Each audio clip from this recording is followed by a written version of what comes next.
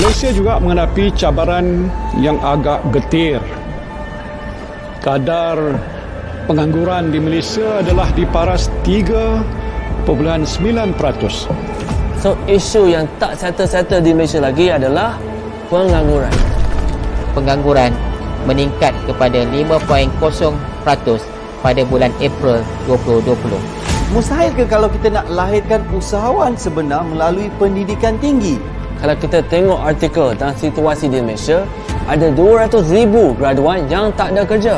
Disebabkan teknologi yang berubah, perubahan ekonomi, perubahan pemikiran generasi baru, education yang dulu tu mungkin tidak lagi bersesuaian. Dan mengikut anjuran Jabatan Perangkaan Malaysia pada 14 Mei 2020, kadar pengangguran dijangka akan meningkat.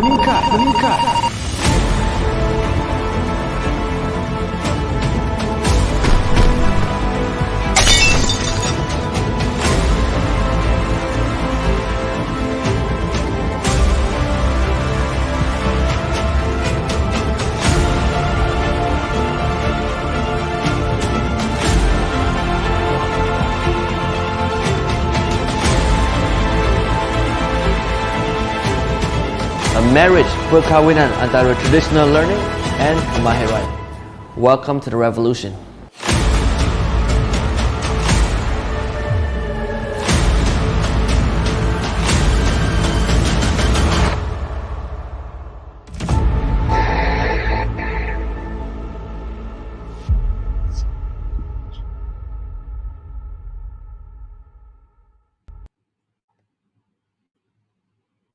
Good morning, everyone. Hey, Fatin, Sufi, Farah. How was everyone's weekend? Well, today's topic, or this week's topic, it's something that I felt because I was meditating over the weekend to say, what should I speak to you all this week? And one thing that and as I was sitting down on Saturday and Sunday, I was thinking, what would be the one thing that it's very common amongst all entrepreneurs today, or maybe everyone, or mostly for us Malaysian as well. Because the one word that I felt that was very important to talk about is the word anxiety. Hey, Zati, good morning. Yeah, what is this anxiety all about? Anxiety is, I don't know, in the market or people in KL generally, we live in this highly strung, stressed environment. And sometimes we may have anxiety without us even knowing it. That is the biggest problem, because it's a problem that if in the event that it's not taken care of, it gets very, very dangerous. It's like, with this whole uncertainty going on, I mean, the number of COVID cases are rising on a daily basis. Malaysia is bad, but we look at overseas, it's even worse. And we'll be thinking, people will start saying, will the vaccine really help? Or would it protect me with the mutation of the virus? And hey, Shaban, have a good day. Yes, have a great day, Safwan. So a lot of things that causes anxiety, one of the main factors is the whole uncertainty. But the thing is, what I need to clarify here is there's a difference between fear and anxiety. Fear is something that is logical. Fear is, let's say, if you're standing on the top of a building by the side, it's good to be fearful. All right. But anxiety could be triggered by a small fear.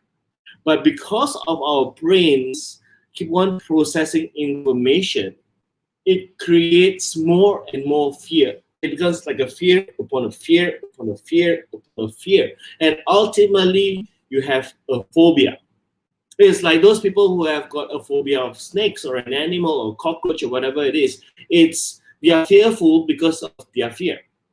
All right, so that's when it triggers off. But anxiety is slightly different. Why am I addressing it? Is that, hey, this has nothing to do with business, Adrian. I thought you could tell me business.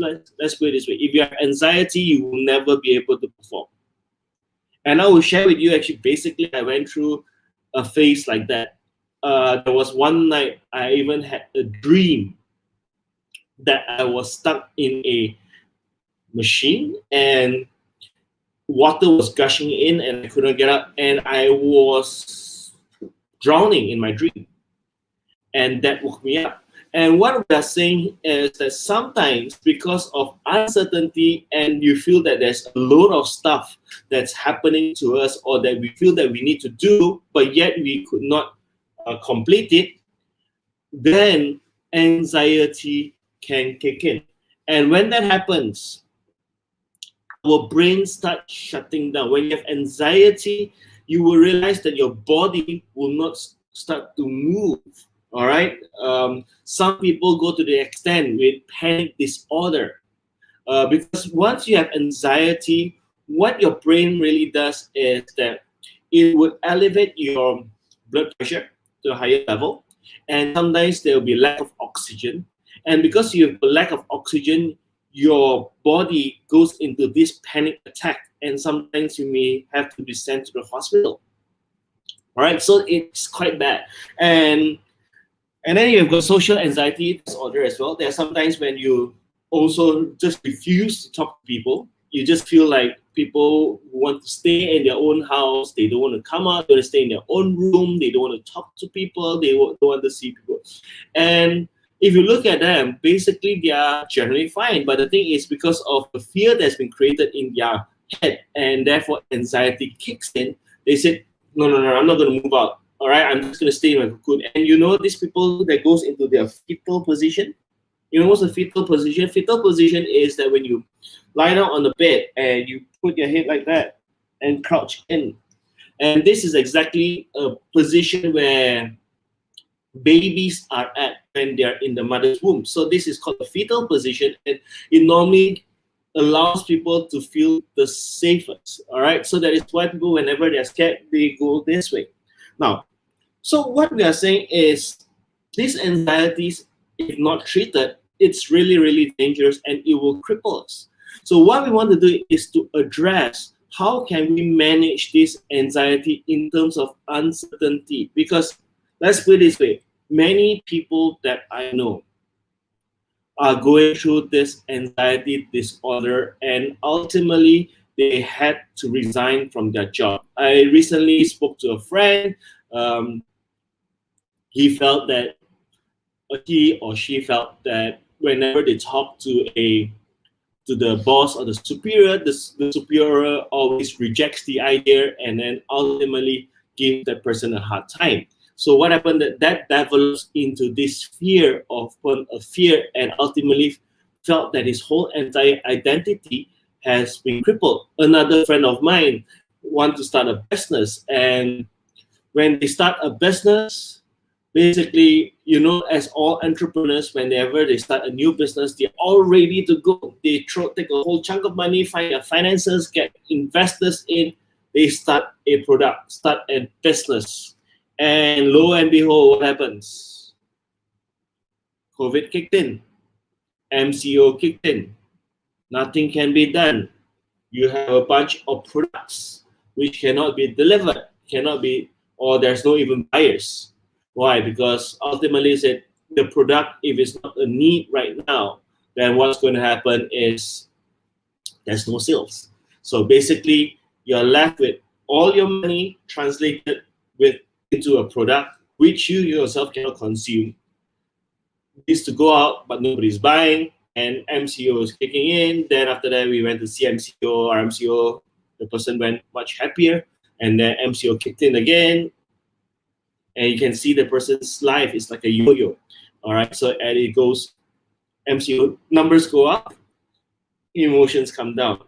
Then what happened is he will get into this vicious spiral where he gets angry of being not working. Then he goes up again, and then after that it becomes balanced a little bit more, and it just goes round. So what we are saying is, if anxiety is not being addressed, we are going to end up crippling ourselves. So what will be good ways, tips and techniques by which that can elevate anxiety? Tomorrow I'm going to cover more ways to handle it, but one of the quick ways is that you need to be able to understand one thing and to accept one thing, that we cannot control everything in this world. Anxiety normally kicks in is when the person wants control. People want to manage the outcomes of the projects that they want to do. Why? All right, it's like I went through it myself as well. It's like I do, as an NLP guy, I know how to use my psychology. I need to know how to put my timeline. I can actually put my motivation up so high, but ultimately, as your motivation goes really high, your expectations go higher. And when your expectations don't get through it, or because there's certain circumstance that you cannot control, then you'll get really frustrated, and then you start creating that fear and anxiety in your whole entire system. So what we are trying to do right now is that, number one, first, understand that you cannot control everything.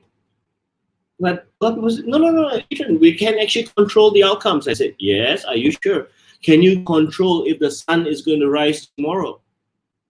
You can't control that. Can you control the thunderstorm that happened on last Saturday? I mean, if you're in KL, anyone here who is in KL, you know how bad the storm was. It just came in, it hit really hard. You can't see the road. There are places around in KL that even the roads are sinking. So there are things that is in nature that we cannot control. But what the only thing here is people, the old saying says, if life gives you lemon, make lemonade. We cannot control the environment, but we can only control the way we set the sail, right? We cannot control the winds of the sea, but we can control how we set the sail. Is how do we look around and redevelop our projects and our products. I mean, if I had a chance, maybe next week I'll do this. It's a whole series. Is how do you survive? How do you create a business that can survive the whole entire COVID? And I will just break it down to you on a day-to-day basis, and therefore you'll be able to develop your products better. So today, first step is always about understanding that you cannot control the whole entire environment. You cannot control the government. You cannot control the buyers. All you can do is influence yourself to adapt to their styles. And tomorrow we're going to come back to talk about tips and techniques. Let's say if you were going to have a panic disorder, one of the part of the symptoms of anxiety, what can you do to calm yourself down almost immediately? And one of the things that we will cover as well is nutrition. What type of nutrition that you should have on a daily basis to make sure that your body is on peak state, and as well as to get rid of all this unnecessary stress and anxieties. All right, so till then, till tomorrow, have a great day, and we will see you around same time, same place tomorrow. Bye.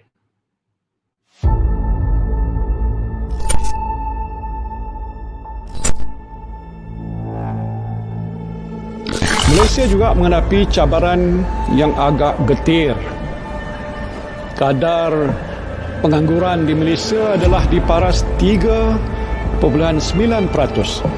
So, isu yang tak settle-settle di Malaysia lagi adalah pengangguran. Pengangguran meningkat kepada 5.0% pada bulan April 2020. Mustahil ke kalau kita nak lahirkan usahawan sebenar melalui pendidikan tinggi? kalau kita tengok artikel tentang situasi di Malaysia, ada 200,000 graduan yang tak ada kerja. Disebabkan teknologi yang berubah, perubahan ekonomi, perubahan pemikiran generasi baru, education yang dulu tu mungkin tidak lagi bersesuaian. Dan mengikut anjuran Jabatan Perangkaan Malaysia pada 14 Mei 2020, kadar pengangguran dijangka akan meningkat.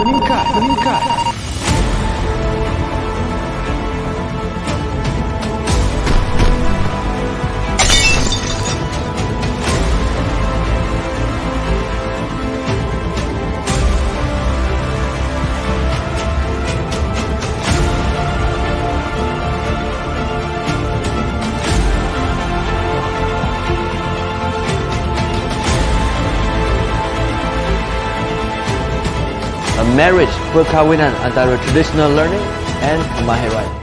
Welcome to the revolution.